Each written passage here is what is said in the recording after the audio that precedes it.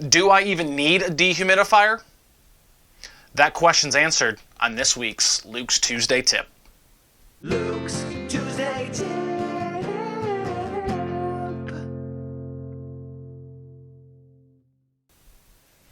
Luke Kedziorski here with this week's Luke's Tuesday Tip.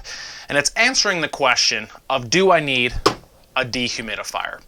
Well, the first thing you're going to do is ask yourself this primary question. Mildew, I want mold in my basement. And you probably answered no. So most likely you're going to need a dehumidifier to take that moisture level down so mold can't grow.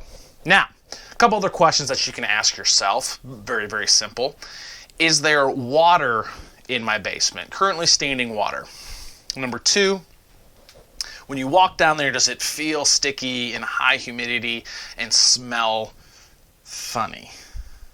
And number three, is the moisture level above 50%? Now, how do you know if your moisture level is above 50%? You can buy this humidity meter or a hygrometer. Super cheap. I'll put a couple links to some hygrometers out there that you can buy. Currently, I am at 45%, so I'm in really good shape. But really, anything over 50% is too high of humidity.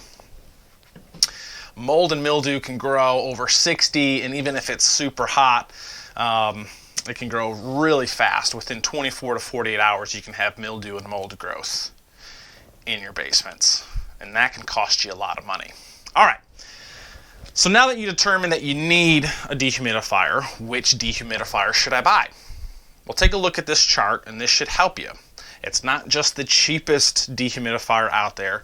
If you have a big basement or you've got a lot of moisture, you might need to spend a little bit more money and get a bigger dehumidifier unit. Pretty cool, huh? You know why me and mold are similar? We're both fun guys. That's Luke's Tuesday Tip. Thanks for watching.